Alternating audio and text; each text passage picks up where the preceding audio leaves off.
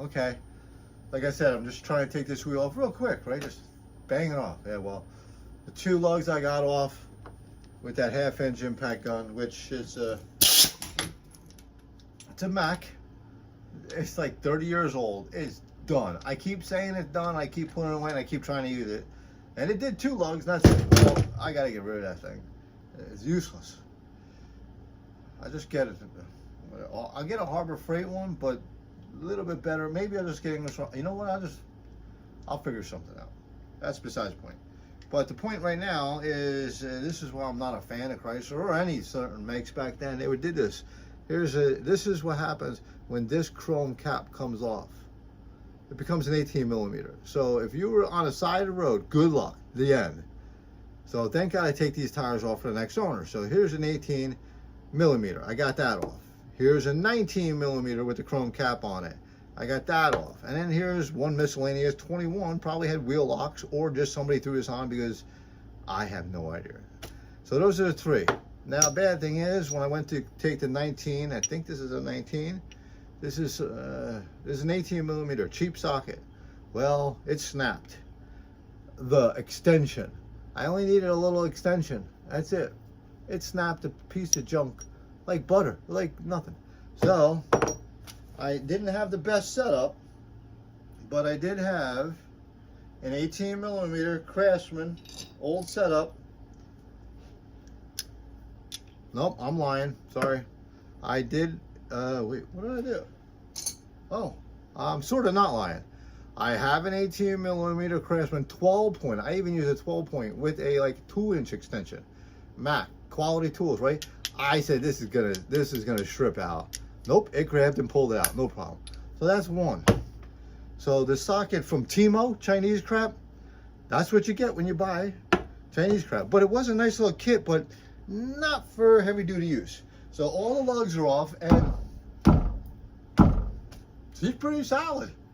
So I got a sledgehammer on this side. I spun on one lug, a couple threads.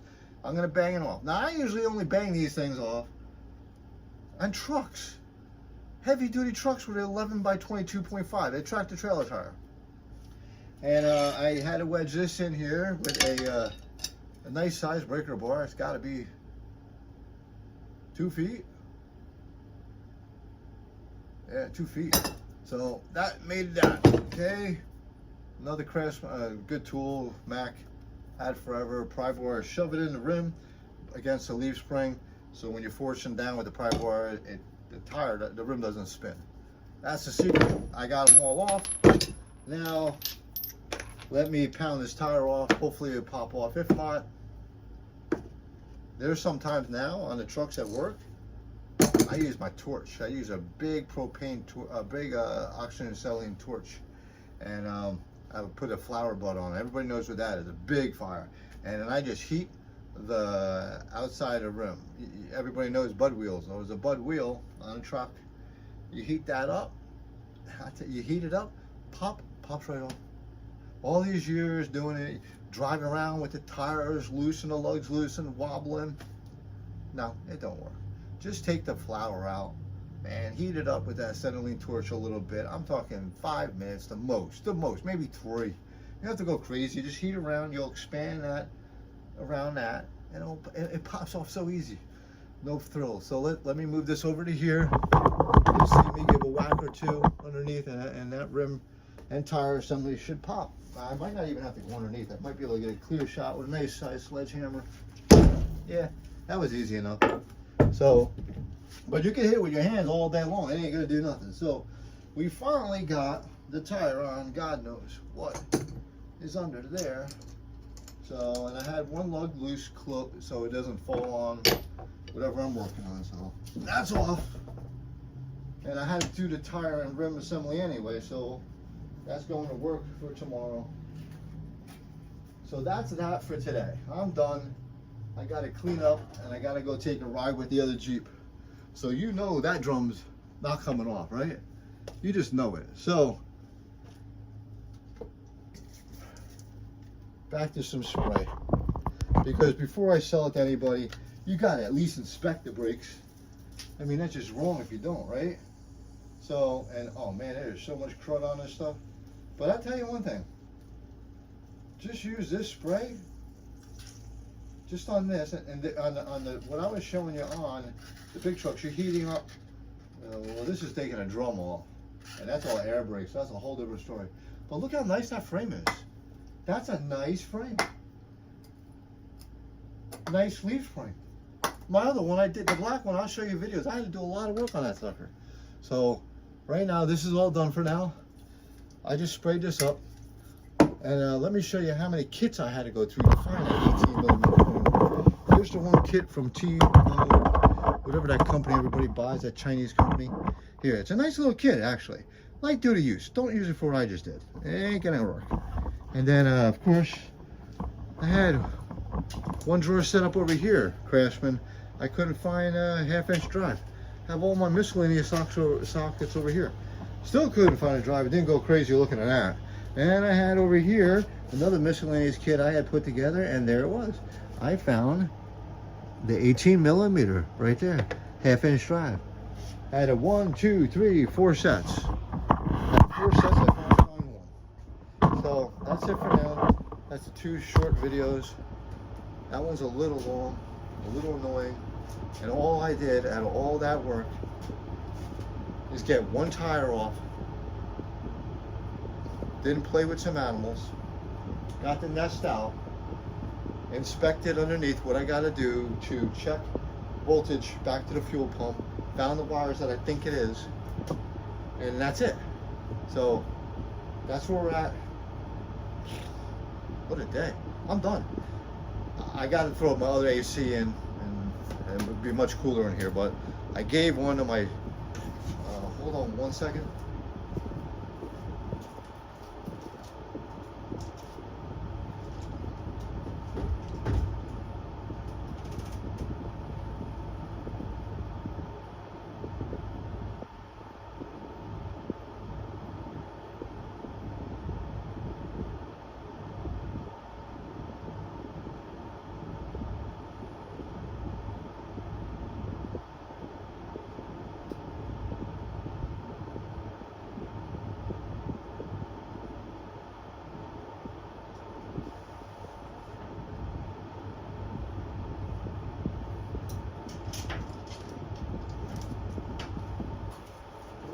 Sorry about that. I had to go outside and open my doors. Let me shut off the air right now because the barn doors are open and there's no reason to put air on right now. So what I was saying is I had my stepdaughter needed AC, so I set her up with about 25,000 BTUs of my spare ones that are window units. And I had them upstairs. So when I'm done with, she's getting the HVAC done. Long story short, I only have one left, and it's a little 5,000 BTU one. I might even have another one upstairs in the barn. So I might look for that in a little bit. It would have cooled off, but I only had the AC on for like half hour or whatever. And it was comfortable in here. And maybe a little fan, and it would blow the cool air out. But 2 ACs, 10,000 BTUs in this area would be fine. So that's right now, that's the project. That's off, let her to go. Like I said, that one's gonna need an inspection plate.